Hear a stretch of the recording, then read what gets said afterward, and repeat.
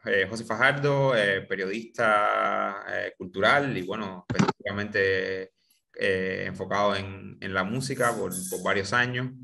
Me encanta el espíritu de José, me encanta las ganas que le pone a todo.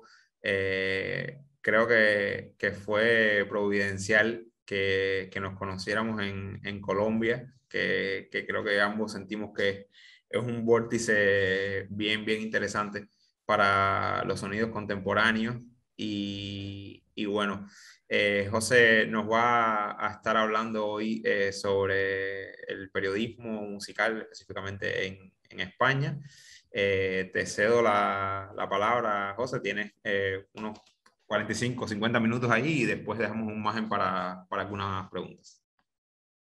Bueno, intentaré hablar muy poquito y dejar mucho margen para las preguntas, incluso montar un debate si se pudiera con todas las personas que nos estén escuchando. Buenos días o buenas tardes o buenas noches, como dice mi compañero Alan Keipo en el programa que tenemos en Gladys Palmera, que se llama ¿Qué onda? Como decía Rafa, bueno, le conozco de hace tiempo, somos muy buenos amigos y tuvimos la suerte de conocernos en Colombia. Yo llevo pues más de una década de periodista especializado en música, primero en el periódico El Mundo en España, donde llevaba la sección de música La Luna de Metrópoli, y luego estuve unos años desde 2015 a 2018 viviendo en Bogotá, en Colombia, y allí coincidió con esta explosión, ¿no? de los sonidos latinos en torno al reggaetón, pero en torno a otros muchos sonidos en lo subterráneo. Y al regresar a Madrid a finales de 2018 empecé a integrarme y a formar parte orgullosamente del equipo de Gladys Palmera. Ya llevamos más de 2 años con este programa, con ¿Qué onda?, que es semanal, donde tratamos de conectar lo que está pasando en la nueva música de América Latina, si es que si ese nombre tiene sentido, ¿no? De América Latina, porque es mezclar a muchos países, con lo que está pasando también en España. La idea es no tener prejuicios y hablar un poquito de todo, ¿no? Con una mirada muy amplia. Y bueno, creo que es lo que lleva haciendo Gladys Palmera durante más de 2 décadas ya, siendo pioneros en hablar de lo que está, de mirar, ¿no? hacia lo que está pasando al otro lado del Atlántico. Y bueno, a mí cuando Rafa me pidió y los colegas del magazine AMP me pidieron que hiciera esta charla, ¿no? de los retos del periodismo musical en España, me dio un poquito de vértigo, incluso un poco de pereza pensar en mí mismo hablando. Entonces voy a tratar de hacer un repaso bueno, por lo que yo he vivido y ahí ir recorriendo un poco cómo yo he visto la evolución de la música o qué cosas a nivel musical siento que han pasado. Así que ya de antemano pido disculpas porque soy muy torpe técnicamente, pero voy a intentar poner algunas canciones en YouTube para que podamos escuchar música y ver algún vídeo y que sea un poquito más ameno. Yo en realidad no quería ser periodista musical, o sea, mi sueño era escribir sobre cine.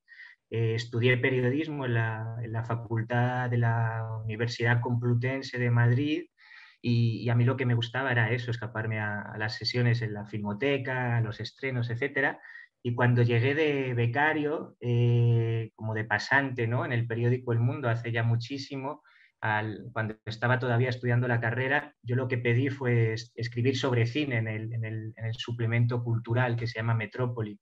Y bueno, coincidió que yo venía de un festival de música en Bélgica, el Rockberster, que es una maravilla, y de algún modo el responsable estaba de vacaciones, que se llama Pablo Gil, y bueno, pues me tocó escribir me tocó empezar a escribir sobre música. No sé si se me escucha. Vale, Se bueno, te sí. escucha, se te escucha bien. Vale, sigo. Y empecé a escribir sobre música por una serie de estas casualidades que estaba contando. Entonces, bueno, eso era hacia 2006, los periódicos todavía estaba todo, el mundo del periodismo estaba todo bien pagado, era una gran oportunidad, ¿no? Podías ir a conciertos, a festivales gratis, podías conocer gente súper interesante, incluso entrevistarles.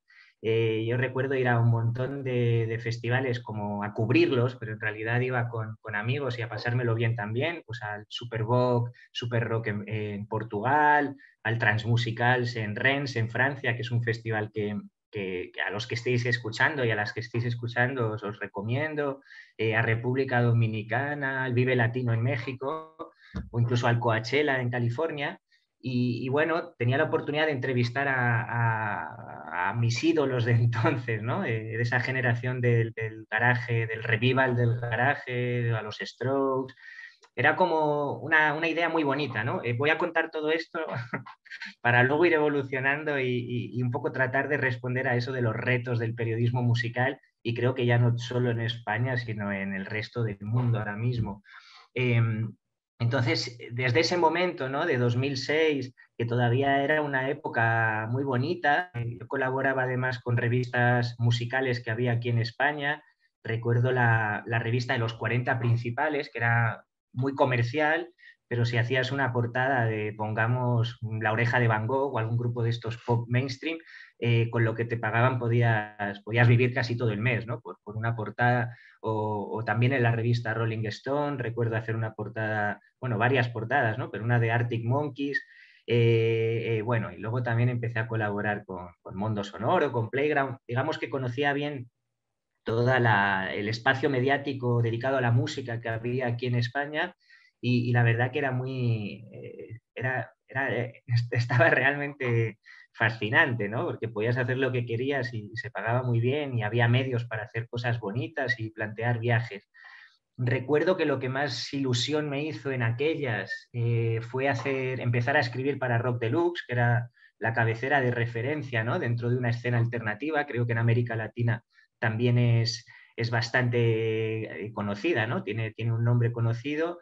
Recuerdo hacer con ellos la portada de este grupo que os voy a poner, a ver si alguno lo conoce. Voy a tratar de compartir pantalla. Yo hago lo que me parece y me tienes sin cuidado, que me critique la gente.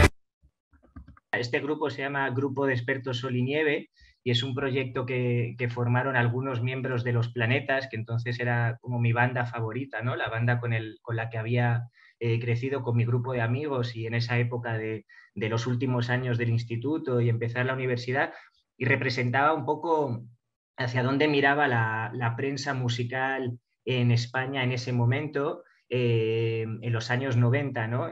Con esa influencia anglosajona, esas guitarras eléctricas, incluso algunas letras en inglés, el rollo psicodélico. Yo entré de lleno, todavía es una música que la verdad me encanta. Y luego hubo una generación posterior a Los Planetas, que para mí supuso una renovación muy importante. Surgió ya a principios del nuevo siglo, finales del siglo pasado, justo coincidiendo cuando apareció también Gladys Palmera hablando de lo latino, pero aquí en España sobre todo se seguía hablando de ese indie o ese nuevo indie. Y voy a poneros, y así hago una prueba, otra canción de esta nueva generación, ¿no? Que sustituyó a Los Planetas y que fue de algún modo lo que marcó ese periodo de la crítica musical en España a partir de los 2000. Pues sí, este grupo que no habéis escuchado, de algún modo aceleraban mucho el sonido de antes, ¿no? De Los Planetas, y como os decía, hubo una generación que a mí me pilló justo estudiando en la universidad, que incluso un poquito antes, que renovó mucho y que marcó esa prensa musical que había en ese momento en España, ¿no? Nombres, o sea, en realidad no tenían nada que ver esos grupos, más que había ese afán de reinventar lo que venía desde el indie, ¿no? Y tenían todos nombres imposibles, como estos que no sonaban, que es Triángulo de Amor Bizarro, Nudo Zurdo, Manos de Topo, Pony Bravo, Los Punsetes. La mayoría de ellos todavía siguen en activo, ¿no? Y tienen una influencia grande y presencia en festivales. Y bueno, siento que sin ellos no hubiera sucedido ese movimiento que está renovando ahora y que para mí es de lo más excitante que ha pasado en la música española en muchos años y que está fusionando la tradición y la música de raíz con los sonidos más modernos y la electrónica, pero de eso hablaremos más tarde. Vamos a retomar, o voy a retomar lo de la profesión, ¿no? Del periodista musical. Yo a partir de estos años digamos, de subir y de esplendor y de disfrutar y de entusiasmarme, sentirme incluso orgulloso, ¿no? de lo que iba consiguiendo y de lo que iba viendo entre los colegas, del nivel que veía entre los colegas, siento que me fui cargando un poquito de pesimismo, ¿no? Como que iba cayéndose todo o esa burbuja explotando. Cada vez, por un lado, había menos dinero, ¿no? De los sellos discográficos para organizar viajes, un poco pues, por la crisis de la industria musical, por el surgimiento de Napster, por bueno, que ya no se vendían prácticamente discos, y a la vez estaba la crisis de los medios de comunicación, ¿no? Con la explosión de Internet, cada vez se vendían menos periódicos, la caída de la publicidad, bueno, todo lo que ya sabemos. Y eso repercutió en despidos masivos, ¿no? En las redacciones y una reducción bestial en las tarifas de los colaboradores, que a mí es lo que me tocaba, ¿no? Porque yo siempre había estado vinculado al mundo, pero bueno, yo era colaborador y tenía la oportunidad de colaborar en otros lados. Entonces las tarifas se cayeron. Pues por poneros un ejemplo, si yo cobraba por escribir algo 200 euros, de un día para otro cayeron a 70, ¿no? O sea, hubo como más de un 50% de caída por el mismo trabajo, porque claro, todos intentábamos, era lo mínimo, ¿no? Que podías hacer, seguir con el mismo esfuerzo, ¿no? Y seguir documentándote y dedicándole el mismo tiempo y el cariño que le dedicabas antes, pero ahora pues cobrando menos de la mitad. Entonces de repente, y voy a volver a intentar poner un vídeo. De repente, era poquito antes de irme a Colombia, apareció esta chica. Exacto. ¿Y ahí suena? Perfecto. ¿Suena? Bien.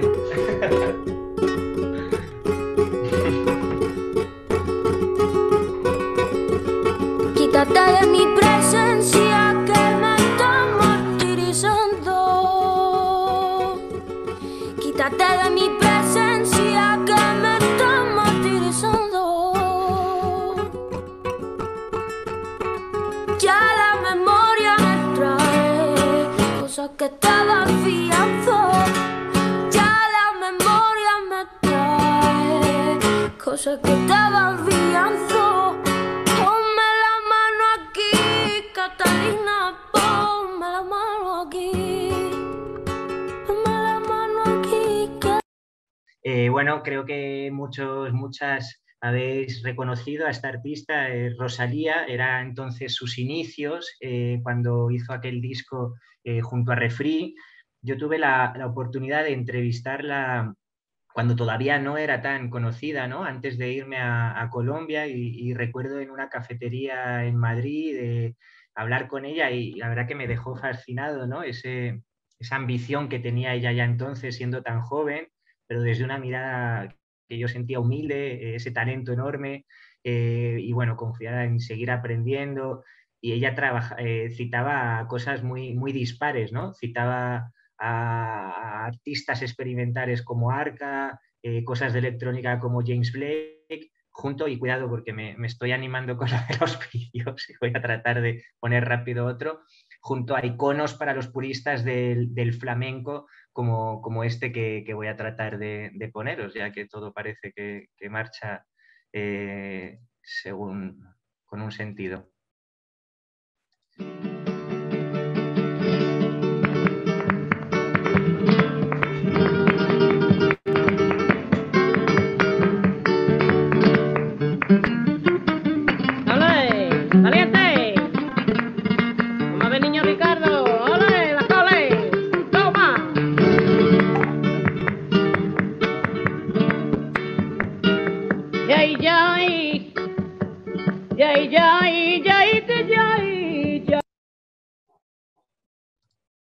Bueno, la niña de los peines es como un icono, como decía, para los puristas, y lo flipante de Rosalía es que pues ella eso le tiraba a un lenguaje muy moderno, pero mirando hacia atrás, y creo que ese fue un momento súper importante de lo que luego iba a pasar, ¿no? Lo que ha pasado en estos años.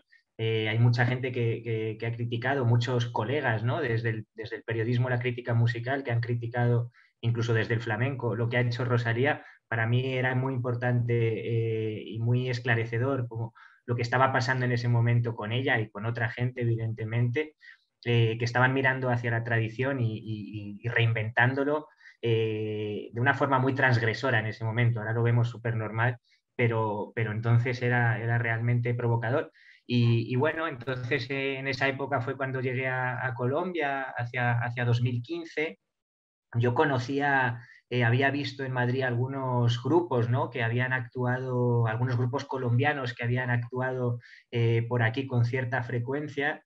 Sobre todo estaba de moda en esa época esa escena en torno a la cumbia digital, ¿no? De Sistema Solar, de Bomba Estéreo, y eran bandas que sí que venían a veces, incluso iconos como Totó la Momposina habían pasado alguna vez, pero yo realmente sí que recuerdo llegar a Bogotá, tener la suerte de mezclarme con gente, con amigos que me descubrieron la escena musical de allí alternativa, y la verdad que me voló la cabeza totalmente escuchar cosas como esta. Vuelvo a amenazar y vuelvo a tratar de compartir pantalla, porque creo que vale la pena escuchar en vivo lo que de repente descubrí, ¿no? Al llegar a Bogotá, y me encontré con este sonido.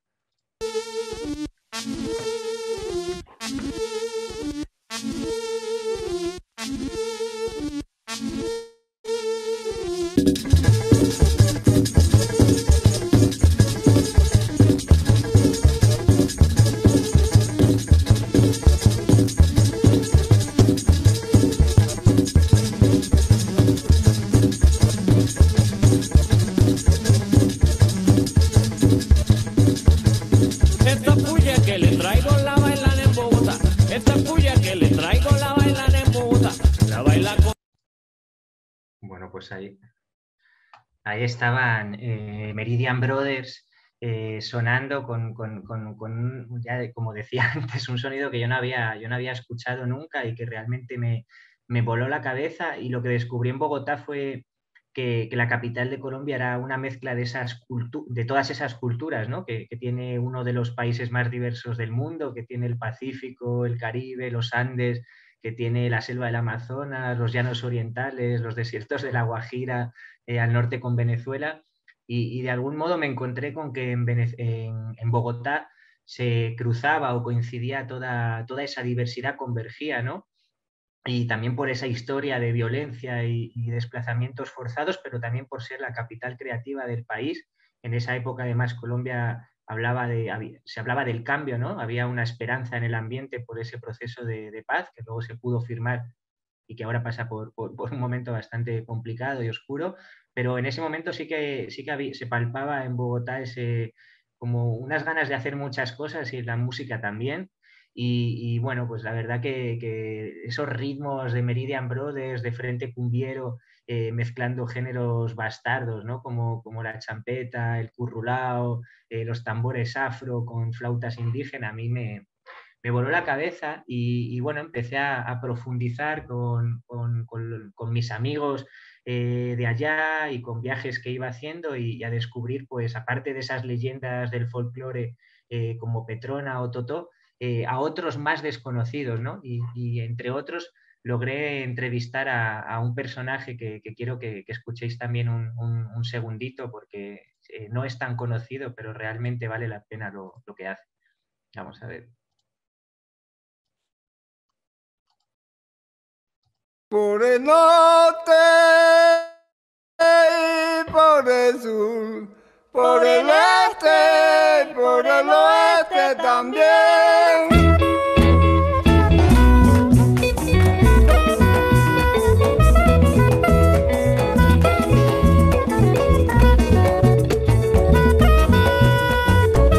Él era mi este y mi oeste, era mi sur y mi norte, y ahora que sé que no está, ya no habrá nada que importe. Por el norte y por el sur. Bueno, él se llama Magín Díaz, y para los y las que no le conozcáis, él tiene una historia tremenda. Para mí me recuerda mucho a a esta historia del documental de Searching for Sugar Man con Sixto Rodríguez. Es parecido, pero en el Caribe, ¿no? En el Caribe colombiano, con todo ese realismo mágico del que hablaba Gabo. Magín Díaz fue descubierto después de haber estado cantando en su aldea, ¿no? En Gamero, toda su vida para su comunidad, de una forma prácticamente anónima. Fue descubierto casi cuando tenía 100 años por una canción que grabó con Carlos Vives, que se llama Rosa, que creo que la historia realmente es que Carlos Vives se inspiró en la canción de Magín, entonces se conoció que la original era suya. Estuvo nominado a los Grammy por un disco que sacó en ese momento de redescubrimiento, de descubrimiento. Él viajó a Las Vegas siendo prácticamente un completo desconocido a la ceremonia de los Grammy, y allí resulta que se murió, ¿no? Estaba tan mayorcito que se murió en la ceremonia bueno, pues antes de la ceremonia o después, no recuerdo, y su cuerpo tuvo que ser repatriado, pero la familia no tenía dinero, entonces se montó un crowdfunding, una historia tremenda, ¿no? De todas las luces y sombras del Caribe colombiano, de esas zonas tan pobres, ¿no? Y tan abandonadas por el Estado, y donde hay artistas y genios como Magín, que muchas veces no graban sus canciones o no tienen los derechos de sus canciones porque no supieron cómo hacerlo, o nadie se preocupó, ¿no? de decirles cómo, pero realmente es increíble, ¿no?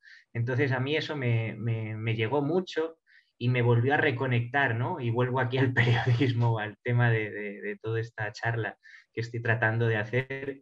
Me volví a reconectar con la profesión, ¿no? Y yo sentía en España que había tocado techo, o al menos sí que sentí cierto hartazgo, ¿no? del periodismo musical en mis últimos años, y en Colombia sí me reencontré con esta otra forma de contar historias sociales a través de la música, ¿no? De vivencias personales, de la cultura de las comunidades, o la expresión de las reivindicaciones populares, que muchas veces está detrás de la música, y desde luego en un país como Colombia es súper importante.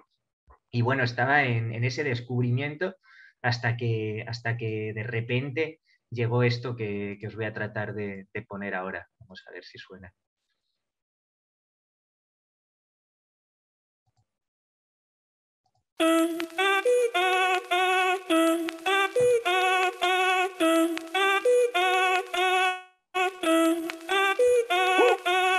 Si el ritmo te lleva a mover la cabeza, ya empezamos como es. Mi música no discrimina a nadie, así que vamos. Bueno, como ya no sé cómo iremos de tiempo con toda esa torpeza que tenía inicialmente, creo que todas habéis escuchado esta canción de J Balvin, ¿no? Mi gente, que de algún modo empezó a cambiarlo todo junto a Rafa, aquí presente, ¿no? Y los colegas del magazine AMPM. Nosotros desde ¿Qué onda? En Gladys Palmera hemos tratado de teorizar mucho, ¿no? Sobre el reggaetón, qué hay detrás de la explosión global de este sonido. Por mi parte, siento que he tenido que luchar mucho con los prejuicios de los colegas que se consideran críticos musicales, de algunos de ellos, ¿no? Cuando regresé en España a finales de 2018, pues porque siguen utilizando, ¿no? ese prejuicio, ¿no? De que el reggaetón es una música comercial, que toda suena igual. Y fue al entrevistar a Mala Rodríguez, esta rapera icónica, ¿no? Del sur de España, que siempre reivindicó las conexiones del flamenco con la música urbana y esa mirada en Latinoamérica. Ella me dijo, detrás de la crítica al reggaetón está el racismo, ¿no? Esa idea de que hay culturas mejores que otras, que es más cool, al menos lo era tristemente en España, decir que te gustaba The National o Swans que J Balvin y Bad Bunny.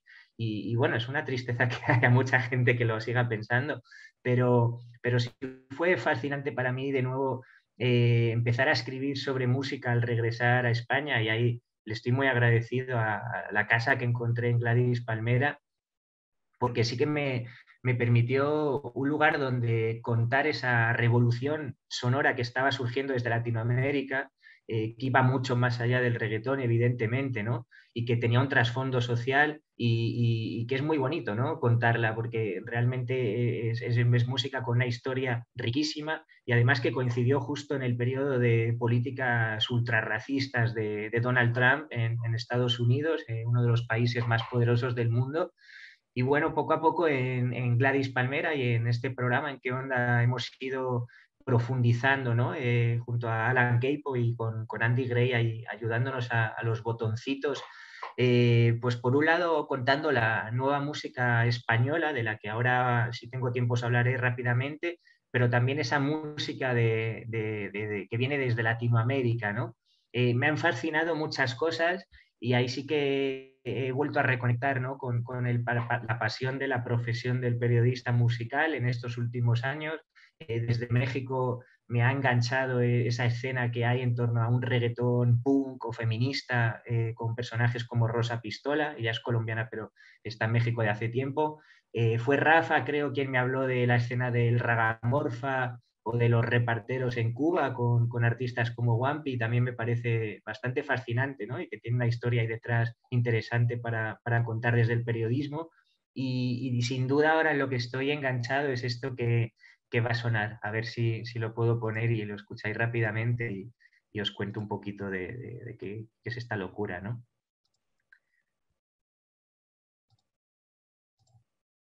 This is his album. It's called Soy El Nata. Here with the song Yo Ya Sé, Natanael Cano. Ok, para todos ustedes esta noche, corridos tumbados, yo me quemo. Compa Dani en el requinto más tumbado, viejones. ¡Ea! Puro rancho humilde.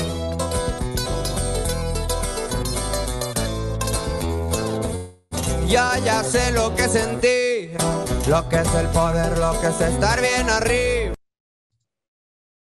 Bueno, ahí estaba Natanael Cano desde México con sus corridos tumbados en el programa de Jimmy Kimmel, ahí a tope en la televisión de Estados Unidos. Me pareció súper importante, ¿no? Ese movimiento, que es lo que está pasando en otros lugares del mundo, ¿no? De mezclar tradiciones con sonidos modernos o desde una óptica moderna.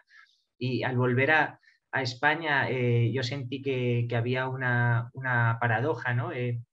Yo siento que estamos viviendo la revolución cultural entre la juventud más importante desde esa explosión que contaba al principio del indie en los 90, frente a esa influencia anglosajona que miraba a Estados Unidos o a Inglaterra. Ahora por fin hemos empezado desde España a mirar a Latinoamérica, al reggaetón, pero también a la cumbia, al dembow y a otros muchos sonidos, y también a África, ¿no? Donde España siempre ha estado conectada.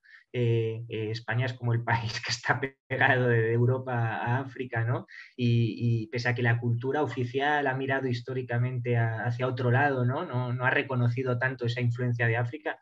Es algo que tenemos impregnado en nuestra sangre y de lo que deberíamos de sentirnos mucho más orgullosos. Y para mí esa es la gran noticia, ¿no? Yo me descubrí al volver a España a finales de 2018, hace ya casi un par de años y medio, que los chavales por fin, que la gente joven se estaba juntando, pues los madrileños con los chicos y las chicas de Medellín, de Santo Domingo, de La Habana, pero también de Marruecos o de Senegal, de los migrantes que viven en España, ¿no? Y que empezaba a haber una conexión real, y era a través de la música. Y así es como han surgido en los últimos años locuras como esta que os voy a poner, a ver qué os parece.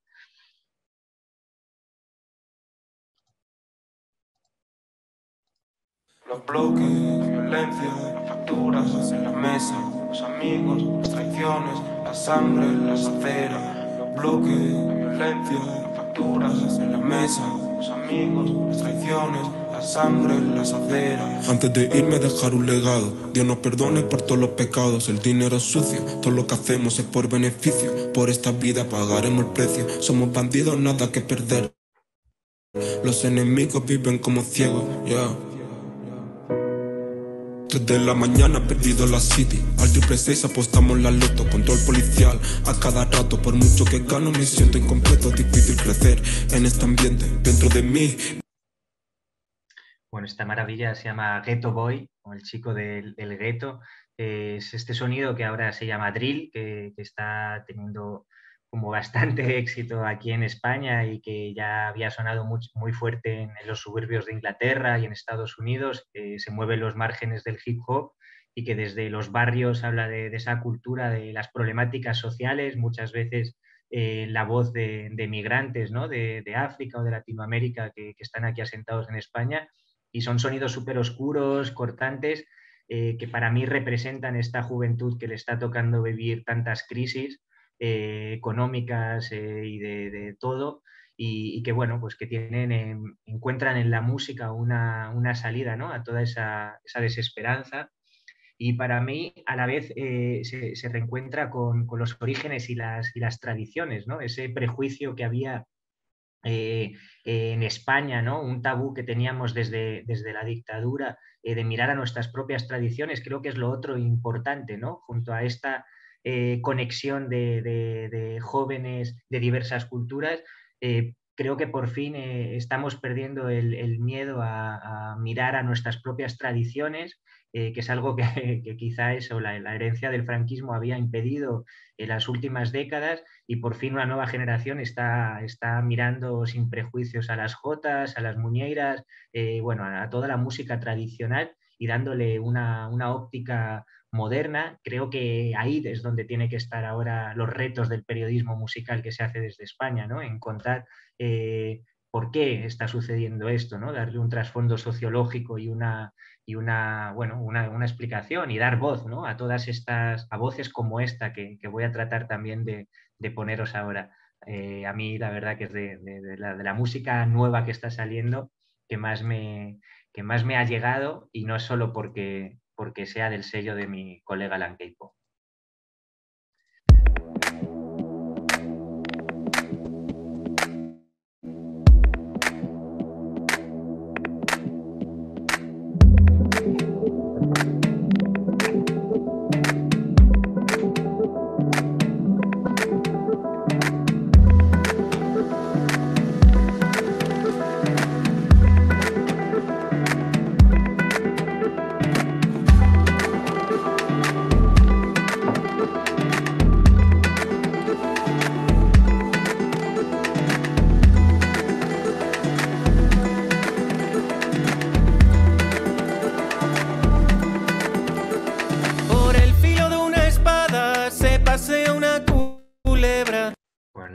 Ahí es Bayuca junto al asturiano Rodrigo Cuevas, Bayuca desde Galicia.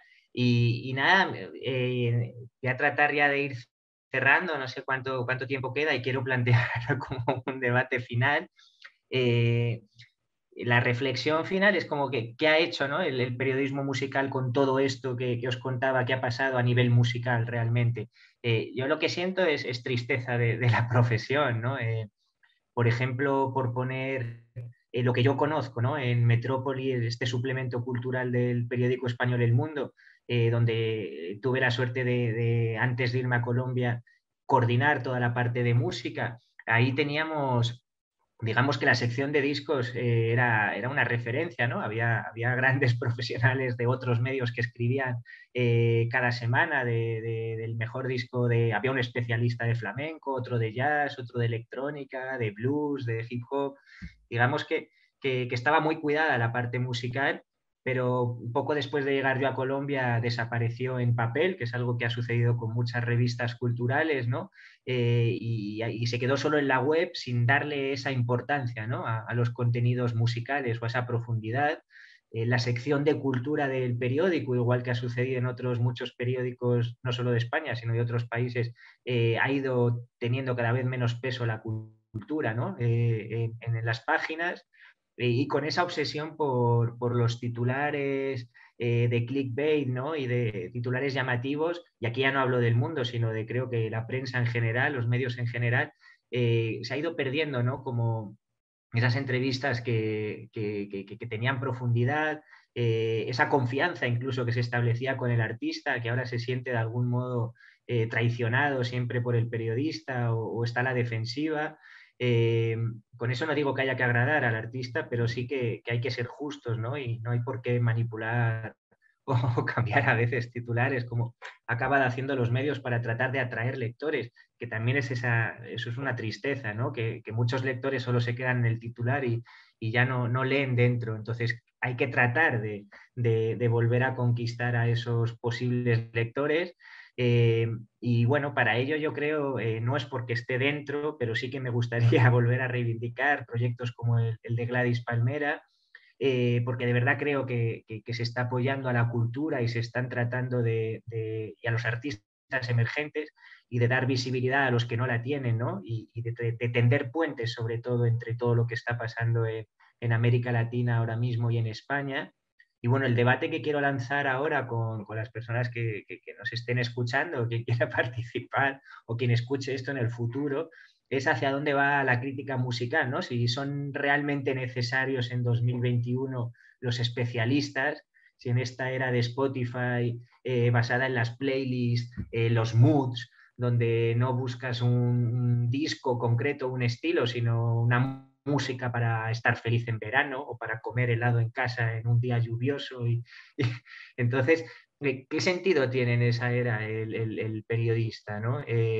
Antes del turno de preguntas o de quien quiera hablar, quería poner un vídeo de unos chicos que no son periodistas, simplemente son fans de la música del hip hop, que ahora mismo arrasa aquí entre la juventud en España, y que empezaron a subir, creo que en YouTube, vídeos espontáneos hablando de artistas que les gustaban, con su lenguaje, y no es descabellado decir que tienen más influencia ahora mismo con sus vídeos entre los menores de 20, 20 y pico años que cualquier artículo de cualquier periódico, ¿no? De amplia tirada.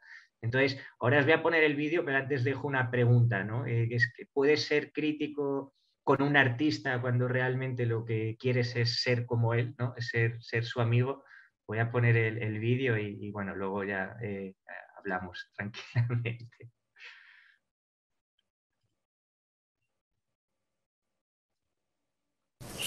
Peñita, ¿cómo estamos? Nada, nos habéis Artista pillado... emergente, oye, artista emergente. Nos habéis pillado comiendo, pero bueno, la cosa es de lo que vamos a hablar. Vamos a hablar un poco con Pucho. ¿Quieres decir algo a la cámara? ¿Qué pasa, chavales? Vamos a hablar un poquito de... Tenemos dos cámaras, esperemos que vaya todo bien. Yo confío en que... Esté todo recto. No sé dónde mirar y todo, me siento... Bueno, ellos se llaman los chavales con X, él es Zetangana, están sentados en una mesa comiendo, supongo que es en el hotel de promoción en el que estaba Zetangana antes del último disco, está también el manager de Tangana, Kigo, y es una de las entrevistas que Tangana dio dentro de la rueda promocional del último álbum, y la verdad que fue guay que tuviera el detalle de estar con ellos, pero yo lo que planteo es si realmente... porque evidentemente ya están conviviendo las dos formas, pero si realmente tiene sentido, ¿no? Un periodismo, digamos, más crítico o con una postura distinta a la que pueden representar, por ejemplo, los chavales, ¿no? Sentados ahí y como fans, ¿no? Como abiertamente con esa postura de fan. Entonces, esto es lo que quería debatir, ¿no? Hacia dónde va la crítica musical o el periodismo musical, conviviendo también con estos otros formatos, ¿no? Y con distintos lenguajes y tonos. Bueno, pues me gustaría también saber vuestras opiniones.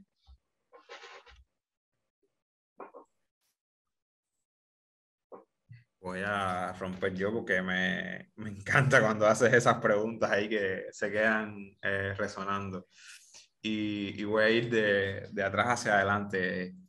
A ver, esa línea que con este mundo de las redes sociales y los influencers y demás, esa línea entre periodismo y relaciones públicas está dinamitada en buena medida, a menos de cara al público, ¿no? O sea, en últimas, porque también tenemos un ego, ¿no? Que nos dice, no, como periodistas somos una voz crítica, autorizada, que tiene cosas importantes que decir sobre esto o aquello, y lo otro está parcializado, y bueno, en algunos puntos puede tener razón, pero pensando en términos de audiencia, un público a lo mejor lo que quiere es simplemente tener el mayor acercamiento posible, ¿no? a ese artista de la manera que sea, y no hace ninguna lectura crítica sobre eso que está pasando. O sea, creo que es valioso o es interesante lo que puede aportar este tipo de experiencias. Y también puede ser que evolucionen, ¿no? No estoy pensando en esto que me muestras y llevo días que no he visto mucho sobre él, pero es un nombre que me ha sonado últimamente y quiero investigar un poquitico más sobre eso, sobre Ibai Llanos. Puede ser, José, corrígeme.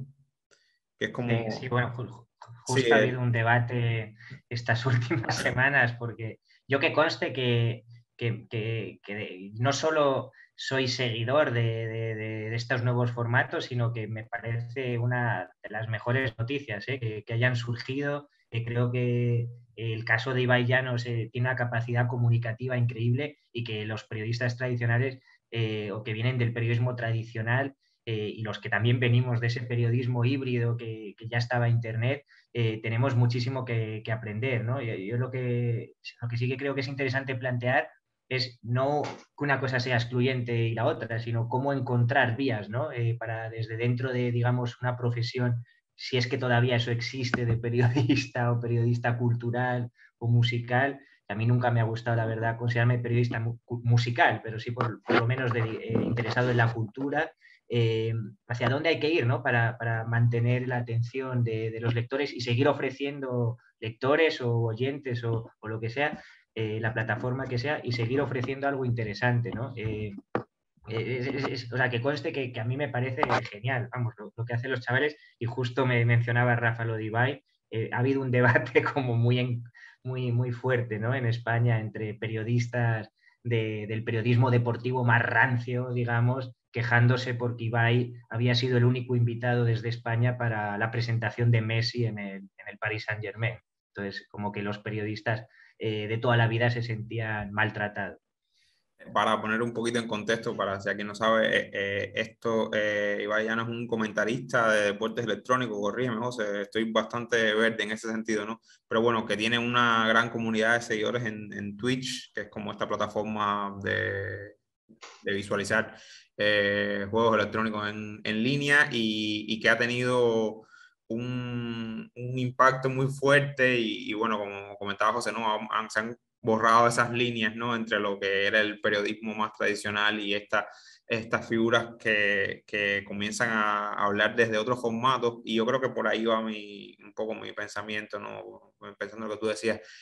Yo creo que nosotros somos una generación de transición, hay otra generación que sí es completamente analógica y ya hay una generación como esa de los chavales que sí se ha desarrollado o comienza a desarrollarse de lleno en este otro escenario, con estas otras plataformas, con estas otras tecnologías. Y yo creo que se van a reacomodar los espacios, ¿no? Siempre tenemos esa mirada catastrófica de que todo se va a ir al carajo y yo creo que se acomodan las cosas, ¿no? Cuando pienso que a mí me gusta mucho, o sea, como hablábamos de la crítica, ¿no? Y de todo lo que está pasando y todos los problemas que pueda tener.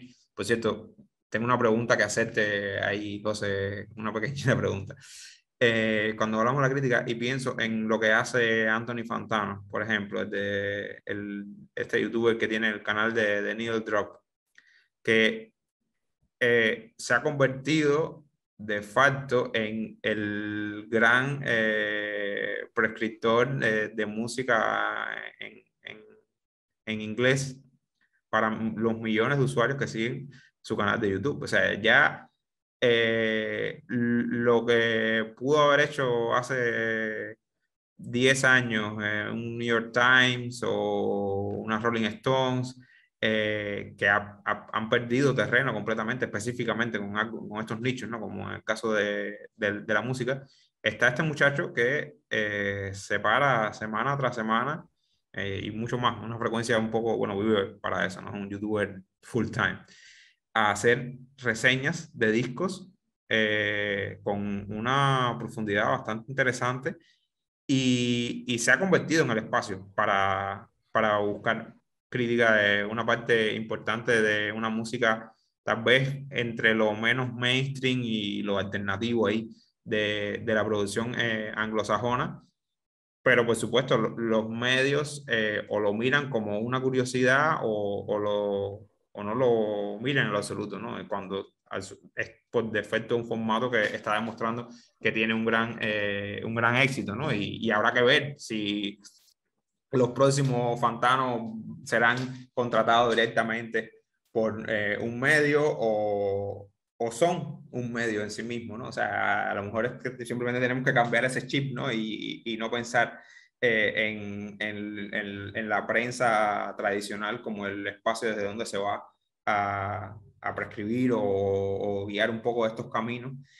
Y eso, bueno, también se conecta con lo que tú decías, ¿no? Es necesaria el periodismo o la crítica musical en estos entornos, sobre todo como han cambiado esos modelos de consumo. Yo creo que siempre va a ser saludable tener una distancia crítica de los procesos o de los productos para poder valorarlos en su valor real, valga la redundancia.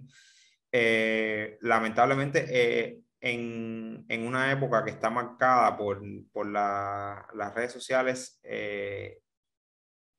creo que en efecto esas figuras críticas han perdido influencia en ese sentido, ¿no? O sea, da igual lo que alguien pueda creer sobre el disco de Kanye West cuando Kanye West tiene una plataforma inmensamente mayor que la mayoría de los medios. O sea, no determina la opinión que pueda haber sobre el disco cuando su propia plataforma es tan o más grande que la de estos medios, ¿no? Entonces, dentro de ese juego de poder, sí, y creo que son necesarias una serie de voces críticas, lo que en efecto tienen que a reapropiarse de estos nuevos formatos, de estas nuevas maneras de contar y de decir las cosas.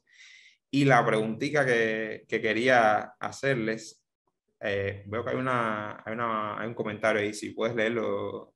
La preguntita que quería hacerte, y también, bueno, es un poco extensiva a Alan, ¿cómo sobrevivir a la sobreabundancia de propuestas que hay hoy como periodistas, ¿no? ¿Cómo lo llevan? Y eso me sirve como paréntesis para preguntarte algo que no había hecho y estaba hace rato por hacerlo, ¿no? ¿Cómo logran hacer esos mordiscos con esa tenacidad casi religiosa? En serio, no logro seguirles la pista y yo solamente lo estoy consumiendo, ni siquiera estoy en la producción. Bueno, me arrancaste una sonrisa, Rafa. Se han quedado ahí muchas cuestiones que sería interesante incluso otro día, porque yo creo que ya nos vamos a ir a la hora, yo aquí dando la chapa. No, realmente con esto último que dices de la sobreabundancia, creo que a nosotros que de alguna forma nos dedicamos o tratamos de dedicarnos a esto, ¿no? A escribir sobre música o a hablar sobre música, nos ha pasado como al resto de personas que escuchan música, que es que cada vez hay muchas más opciones, lo cual es maravilloso y al alcance en cualquier lugar, ¿no? Bueno, en Cuba tenéis ese problema de conexión, pero bueno, aquí en Madrid sí que es fácil conectarte desde cualquier lugar y desde cualquier plataforma al instante de que salga cualquier disco, y eso es maravilloso, pero a la vez es verdad que nos ha pasado como al resto de personas que yo he dejado de escuchar muchas veces un disco como antes hacía, ¿no? Lo de los mordiscos, que para quien no lo conozca, aprovecho para hacer una cuña publicitaria, son las críticas de discos que publicamos en la web de Gladys Palmera, Alan Keipo y yo cada semana. Sacamos lunes uno cada uno y el viernes otro cada uno, y así cubrimos más o menos lo que consideramos que es más interesante, ¿no? de Iberoamérica. Y es una buena forma de tener una rutina, ¿no? De al menos escuchar cada semana 2 discos bien escuchados, ¿no? Ahí sí que hacemos ese trabajo de autoimponerte una rutina, si es que se puede autoimponer algo tan placentero como escuchar música. Pero sí que es verdad. bueno, que hay muchísima más oferta. Yo creo que el saldo final es positivo, ¿no? El poder escuchar tanta riqueza y tanta diversidad de sonidos y hacerte playlists en Spotify según quieras ir escuchando, ¿no? Yo creo que siempre va a ser positivo. Estaba leyendo lo que comentaba Denise, que dice: considero que la labor del crítico musical, además de tener función orientadora, también debe tender un puente entre dos lenguajes, el lenguaje de dominio popular y el lenguaje culto. En este sentido, tal parece que uno de los retos del periodismo musical es precisamente lograr una crítica integral que logre ser moneda de cambio cultural, donde se le aporte valor crítico a la audiencia y a la obra criticada. Y el amiguismo como el amateurismo en el periodismo musical pueden ser hándicap con los cuales hay que tener cuidado. Bueno, estoy de acuerdo con esta última idea, desde luego. O sea, yo creo que con lo que planteábamos antes, sin duda hay un escenario nuevo, ¿no? En el que hay un montón de nuevas plataformas. Mencionabas Twitch, que es como la televisión del presente para la gente más joven, ¿no? Es un lugar donde te conectas y están pasando un montón de cosas en muchos canales, ya no solo de videojuegos, sino de todo, o de deporte, sino de todas las temáticas, también de música. Seguro que empezará a haber muchas muy conocidas. Entonces yo creo que lo que hay que buscar son lazos, ¿no? Y conexiones, en vez de, como con todo, en vez de criticar y rechazar lo uno a lo otro, lo antiguo a lo nuevo, lo ideal sería que encontráramos formas de unirnos, y desde luego lo que tiene que haber es un respeto y conocimiento mayor desde los medios tradicionales a estas nuevas plataformas y a gente joven como estos chicos que yo ponía, ¿no?, en el vídeo, a los chavales o a Ibai Llanos. Tiene que haber un respeto desde los periodistas que llevan muchos años hacia esto nuevo que se está haciendo, ¿no? Porque es muy importante lo que están logrando, ¿no? Y están haciendo una cosa nueva en un terreno nuevo que va a ir marcando también hacia dónde irán. Pero sí que estoy de acuerdo en que eso del amateurismo, ¿no? Pues al final lo que se nos pide si nos dedicamos a esto es como un esfuerzo, ¿no? Y un contexto y bueno, pues poder darle una profundidad o una visión que quizá otros no tengan, ¿no? Y por eso sea interesante escucharnos o leernos. Supongo que ahí va a ser el trabajo de cada uno de seguir haciendo cosas que valgan la pena, ¿no? Bueno, creo que no tenemos nada por aquí. José, darte las gracias por aceptar esta llamada. Como siempre estás ahí al pie del cañón. Y gracias no solo por la charla, sino por las preguntas que dejas ahí. Creo que son preguntas que deberíamos hacernos todo el tiempo las personas que estamos enfocadas en este trabajo. No deberíamos dormirnos en los laureles, cuestionarnos todo el tiempo nuestra condición y qué estamos haciendo, siempre con el objetivo de intentar hacerlo un poco mejor, ¿no? Y eso que decías, que creo que es un mantra que está a lo largo de toda tu charla, ¿no? De tener una mirada abierta y desprejuiciada a todos los nuevos fenómenos o fenómenos que no conocemos, y tratar de ver qué es lo que podemos aprender de ahí, qué es lo que podemos incorporar. Eso sí, tanto como escucha, que como crítico, que como ser humano. Bueno, os agradezco muchísimo la invitación, como siempre. Es súper interesante poder compartir ideas, pero también generar contrastar ideas, ¿no?, con ustedes. Y bueno, ojalá sigamos conectados con nuevas cosas. Estoy abochornado de decirlo por lo torpe que he sido con el tema técnico al principio de mi conversación, pero bueno, qué bien que me hiciste insistir, y creo que por lo menos la gente que nos escuchó buena música, y espero haber descubierto alguna cosa interesante a nivel musical. Y nada, un placer como siempre, Rafa, ya lo sabes. Gracias a ti. Y vayan a leer y escuchar Los Mordiscos y qué onda.